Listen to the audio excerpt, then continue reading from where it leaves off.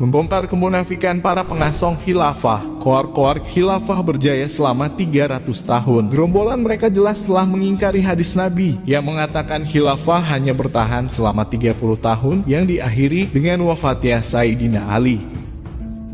Hancurkan sekat-sekat nasionalisme yang telah memecah belah kita semua. Angkat satu orang khalifah untuk menyatukan umat. Khilafah adalah ajaran Islam. Soal itu belum diterapkan di Indonesia, itu persoalan lain. Ini membutuhkan perjuangan, ini membutuhkan perjalanan yang panjang, dan ini membutuhkan sosialisasi. Karena itu terima kasih kepada Hizbut Tahrir. Demokrasi itu kan bukan ajaran Nabi, itu dari penjajah. Fatakunu masya Allahu anhu. Nah, zaman ini adanya atas takdir dari Allah. Nubuah itu takdir, Pak. Khilafah itu takdir. Zaman kerajaan takdir. Zaman demokrasi juga takdir. Tidak boleh kita ikat. Khilafah itu sudah terbukti 13 abad mensejarahkan dunia. Bani Abbasiyah bukan khilafah. Bani Umayyah bukan khilafah. Turki Utsmani bukan khilafah. Selesainya khilafah Islamiyah wafatnya Imam Ali. Gagal paham nih orang-orang kayak gini nih, saudara. Nah, untuk minimal kalau nggak mau memperjuangkannya ya minimal diem lah. Kalau nggak, jangan sampai membosi lah. Karena ini bukan berhadapan dengan ormas menolak adanya khilafah ini, tapi berhadapan langsung dengan Allah Subhanahu wa Ta'ala. Karena bukan ajarannya, bukan Islamnya yang salah, tapi ada yang salah di dalam dadanya. Apa itu? Hubbud dunya, maruk rakus dengan kekuasaan. Betul. Kepada Ustaz Ismail Santo, sampaikan salam kepada semua kawan-kawan, terus berjuang dan kita doakan semoga Hizbut Tahrir Indonesia diberikan kemenangan oleh Allah Subhanahu wa Ta'ala. Di antara orang-orang Khawarij itu adalah orang-orang yang hafal Quran, ahli ibadah, tapi mereka menentang dari ijtihadnya ulama, Sayyidina Ali, pemimpin. Mereka memberontak kepada pemimpin.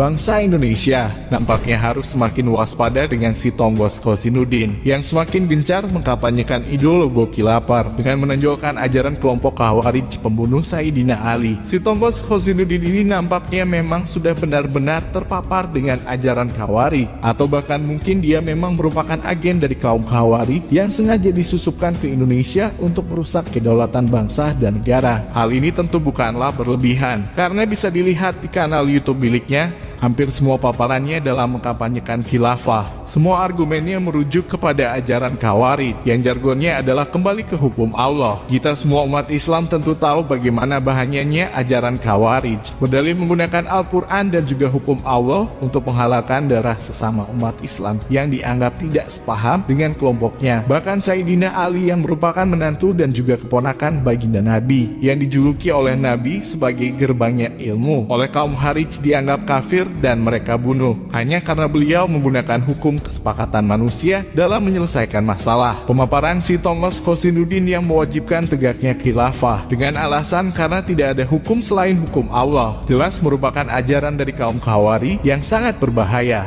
Karena atas dasar itu juga kaum Khawarij membunuh Sayyidina Ali, sang menantu Nabi. Ketika terjadi silang pendapat dengan Sayyidina Muawiyah di Syam, Sayyidina Ali mengutus seorang sahabat, Sayyidina Muawiyah juga mengutus seorang sahabat, yang mereka berdua utusan ini akan bermusyawarah. Hasil dari musyawarah mufakatnya akan diamalkan, dijadikan sebagai landasan untuk bersama. Akan tetapi orang-orang Khawarij itu mengatakan, sesungguhnya hukum itu adalah hukum miliknya Allah, tidak ada hukum manusia. Hukum manusia itu hukum togut katanya, ya.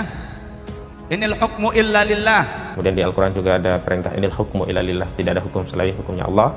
Padahal perintah-perintah ini tidak mungkin akan tegak secara sempurna tanpa adanya institusi khilafah. Sesungguhnya hukum itu hanya milik Allah, dari Allah. Tidak boleh kita berhukum dengan ijtihad manusia. Apalagi Pancasila lah, apalah katanya itu hukum togut.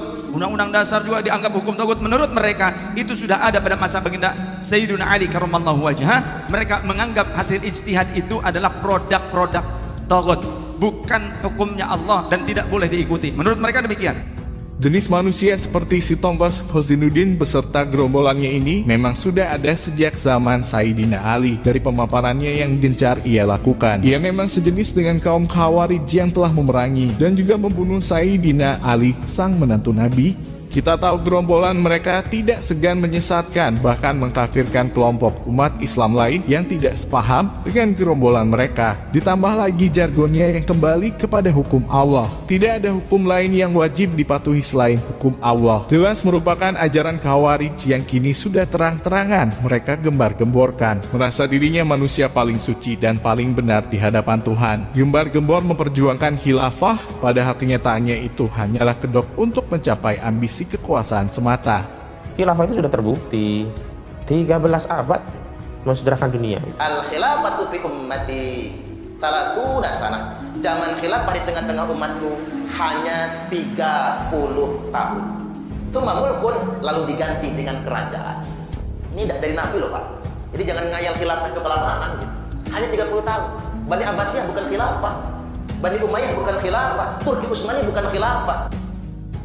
Mengaku berpegang pada Quran dan hadis, namun dia sendiri malah dengan sengaja menentang hadis Nabi dengan terus menggembar-gemborkan bahwa khilafah Islamiyah bertahan selama 300 tahun terhitung dari runtuhnya Turki Utsmani. Jelas si Tonggos Khosinuddin ini telah menentang dan tidak mengakui hadis Nabi yang menjelaskan bahwa khilafah Islamiyah hanya bertahan selama 30 tahun dan itu diakhiri dengan wafatnya Sayyidina Ali.